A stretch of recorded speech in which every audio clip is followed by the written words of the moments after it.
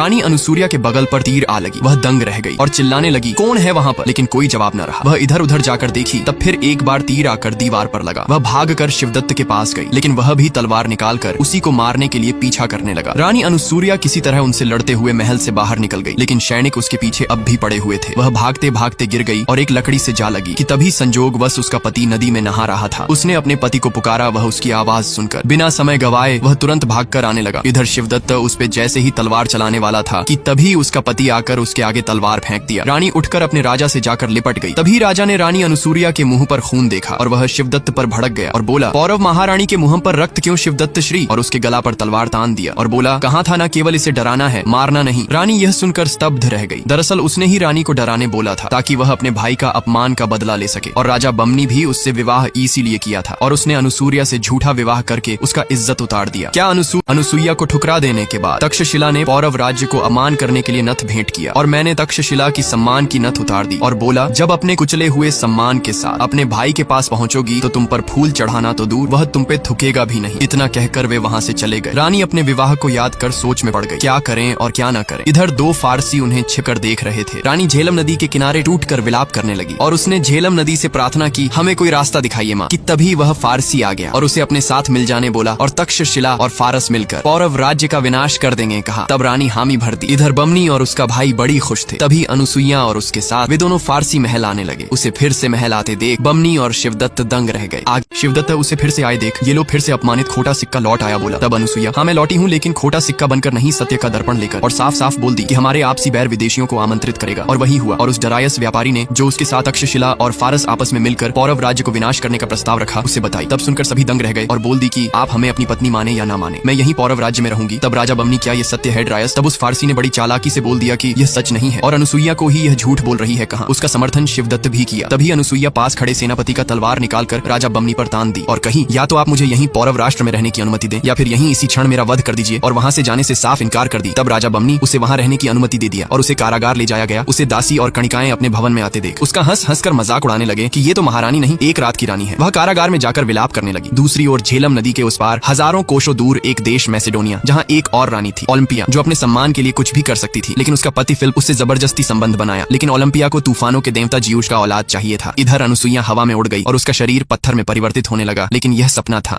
Olympia Philip को देखकर उसका मजाक उड़ाने लगी। दरअसल फिलिप उसे जंग में जीतकर हासिल किया था, लेकिन वह उस पे दया दिखाकर उसे अपनी पत्नी बना लिया था। लेकिन दोनों के बीच बिल्कुल प्यार नहीं था। तभी ओलंपिया फिलिप को बोली, न कोई तेरा दहशत है, न कोई तेरा खौफ, बस है तो तेरे रगों में बहता गंदा खून। तभी फिलिप गुस्से से आग बबूला हो गया और उसे पकड़कर बोला, बहुत गुरूर है ना तुझे अपना खून पर, अब मेरी औलाद तेरी पेट में पलेगा। इतना कहकर उसे बिस्तर पर फेंक दिया और उससे जबरदस्ती संबंध बनाने लगा। ओलंपिया चिल्लाती रह गई, लेकिन वह चाहकर भी कुछ न कर सकी। ओलंपिया का गुरूर अब टूट चुका था। वह अपने देवता जियूस के पास जाकर, मुझे तुम्हारा औलाद चाहिए जियूस कही, और तभी उसके शरीर पर ढेर सारे सांप लटकने लगे। इधर अनुसूया अचानक हवा में उड़कर ब्रह्मांड में चली गई और उसका शरीर धीरे धीरे लोहे में परिवर्तित होने लगा। तभी उसका अचानक से आंख खुल गया, लेकिन यह उसका सपना था। तभी किसी ने दरवाजा खटखटाया। वह जाकर देखी तो वह राजा बमनी था। वह उसके साथ किया, उसके लिए बहुत दुखी था। वह दुखी भाव से उससे कहा, हमसे भूल हो गया, हमें क्षमा कर। राजा बमनी फिर से अनुसूया को अपना लिया। इधर डरायस और शिवदत्त मुर्गे लड़ाई का मजा उठा रहे थे। तभी डरायस शिवदत्त को बड़ी चालाकी से उसे लोभ प्रलोभन देते हुए उसे अपने साथ मिल जाने कहा। तब शिवदत्त तक्षशिला का विनाश को लेकर मान गया। तभी सेनापति रिपुदमन अपने सैनिक के साथ आया और कहा, महाराज ने डरायस को प्रस्तुत होने का आदेश दिया है। कुछ देर के बाद सभी महाराज के समक्ष प्रस्तुत हुए और राजा बमनी भोजन करते हुए डरायस का मजाक उड़ाने लगा। तभी अनुसूया बड़ी सांड से सज धज कर आई। उसे देखकर डरायस और शिवदत्त दंग रह गए। तभी शिवदत्त उसे देखकर भड़क गया और बोला, ये यहाँ क्या कर रही है भाई? तब बमनी महारानी है, पौरव महाराज को भोजन करा रही है। तब शिवदत्त, इसे यहाँ लाकर बड़ी भूल की है भाई। तब बमनी, हम अपनी बड़ी भूल सुधारने की प्रयास कर रहे हैं कहा। और वह डरायस को जलील करते हुए उससे वहाँ से जाने कहा। तभी अनुसूया उसे रोक ली और उसके हाथ में फटा दूध देकर कहा, आपका यात्रा मंगलमय हो। और वह फारसी वहाँ से चला गया। वह जहाज में बिखरे बाल बनाए हुए, मैं जा नहीं रहा हूँ, मैं सोने की चिड़िया पर फिर लौट आऊंगा कहा। इधर अनुसूया अपने उसी सपने के बारे में अपने पति को बताई। उसने तुरंत राजगुरु को बुलाया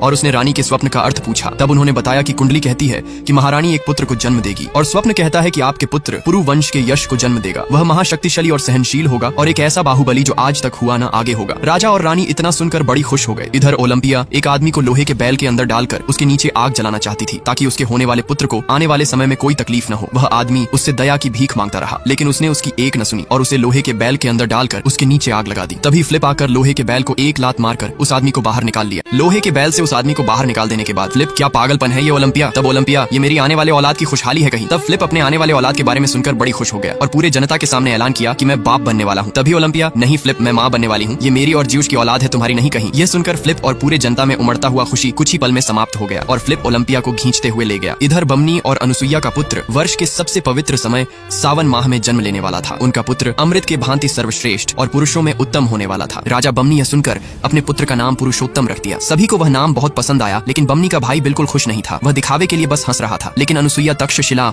और पौरवराज की लड़ाई को सोचकर परेशान थी। दरअसल वह चाहती थी कि उसका पुत्र भारतवर्ष में एकता में पैदा हो, न कि शत्रुता में। इधर फ्लिप ओलंपिया को कमरे में लाकर, अगर मेरे नस्ल का बीज तेरे कोख में न पल रहा होता तो इसी क्षण तेरा शिर धड़ से अलग कर देता कहा। लेकिन फिर भी ओलंपिया उसे ज्यूस का ही बेटा कहे जा रही थी और उसने उसका नाम अलेक्जेंडर रख दिया और कह दी कि वह एक दिन पूरे भारत को जीतेगा। इधर राजा बमनी अपने सेना सहित तक्षशिला आ गए। तभी एक तीर आकर पौरव के झंडा को तोड़ दिया और तुरंत अंबिराज भी अपने सेना सहित आ गया। तब बमनी ने आपस में मित्रता का प्रस्ताव रखा। अंबिराज हिचकिचाते हुए मित्रता का प्रस्ताव स्वीकार कर लिया और वह उन्हें महल के अंदर ले गया। उनका स्वागत आदर सहित किया गया। अनुसुईया और उसकी भाभी मिलकर बहुत खुश हुए और सभी विश्राम करने चले गए। तभी अनुसुईया जा ही रही थी कि वह पीछे मुड़कर देखी तो उसे डरायस अनुसुईया के पलक झपकते ही डरायस उसके नजरों से ओझल हो गया और अनुसुईया उसे ढूंढ ही रही थी कि सेनापति रिपुदमन आ गया। तभी उसे डरायस फिर से दिख गया। लेकिन तभी वहां शिवदत्त आ गया और दोनों के बीच में सवाल जवाब होने लगा। लेकिन तभी एक अनजान आदमी शिवदत्त को बुलाकर ले गया। तब रिपुदमन ने भी रानी को विश्राम करने की आग्रह किया, क्योंकि अगले दिन पौरव राष्ट्र को उसका राजकुमार मिलने वाला था। इधर ओलंपिया को भी अगले दिन मैसेडोनिया का उत्तराधिकारी मिलने वाला था। लेकिन फिर भी ओलंपिया अपना होने वाला पुत्र को जियूस का बेटा कह रही थी। लेकिन अर्थमिसिया ने उसे समझाने की कोशिश की कि एक इंसान जियूस की औलाद कभी नहीं हो सकता और साफ साफ कह दी कि ये फ्लिप का औलाद है। लेकिन ओलंपिया बिल्कुल नहीं मानी। इधर तक्षशिला में राजकुमार के आने की खुशी में बड़ी धूमधाम से नाच गान चल रहा था। सभी उसका आनंद उठा रहे थे। लेकिन अनुसुईया डरायस को सोच रही थी। लेकिन तभी अंबिराज आ गया। उन्हें शिवदत्त बड़ी शक भरे निगाहों से देख रहा था और अनुसुईया ने अपने भाई को बता दी कि हमने यहाँ डरायस को देखा था और उसने बमनी को भी बताने की बात कही। लेकिन उसका भाई साफ इनकार कर दिया। इधर गुस्से में आग बबूला होकर ओलंपिया जियूस के साथ साथ पूरे मंदिर पर आग लगा दी। मंदिर में धधकता आग देखकर सभी आग बुझाने दौड़े। लेकिन अंदर से ओलंपिया को आते देख सभी दंग रह गए और ओलंपिया कहीं दुनिया को अब जियूस की जरूरत नहीं, क्योंकि अब जियूस का बेटा आने वाला है। तब सभी अलेक्जेंडर का नारा लगाने लगे। रानी फारसी को खुलेआम पकड़कर जन्म मरण का धमकी देने लगी। तब फारसी हम एक बार धोखा खा चुके हैं, दोबारा खाने वाले में से नहीं है कहा। लेकिन उसने इस बार सही आदमी से हाथ मिलाया था और वह और कोई नहीं अनुसुईया का भाई था। रानी अपने भाई को देखकर दंग रह गई और उसका भाई उसे तक्षशिला का अपमान का खरा खोटा सुनाने लगा और उसने बमनी को और रानी के पेट में पल रहे राजकुमार को मारने की धमकी दी। तब अनुसुईया दबाव में आकर अंबिराज के कहे मुताबिक बमनी को भरे सभा में उसका सिर गंजा कर देने कहा। रानी को मजबूरन में मानना पड़ा। अगले दिन पूरा महल सजा धजा था और डरायस उस तमाशे को देखने के लिए बेसब्री से इंतजार कर रहा था। इधर बमनी को सतर्क करने रानी आ गई और वह बमनी को बताने ही वाली थी कि अंबिराज आ गया, जिससे वह रुक गई और उसने बड़ी चालाकी से अनुसुईया को सूचना देने का बहाना बनाया और उसे धमकी दी कि बमनी को सतर्क करने की प्रयास भी मत करना, नहीं तो मैं बमनी और तेरे पुत्र को न मारने की वादा न भूल जाऊं। और वह वहां से चला गया। रानी चिंता में पड़ गई और रानी बमनी की बाल बांधने लगी। लेकिन बमनी को अपनी पत्नी पर अटूट विश्वास था, इसलिए रानी बड़ी चिंतित हो गई, क्योंकि रानी को न चाहते हुए भी बमनी के साथ विश्वासघात करना था।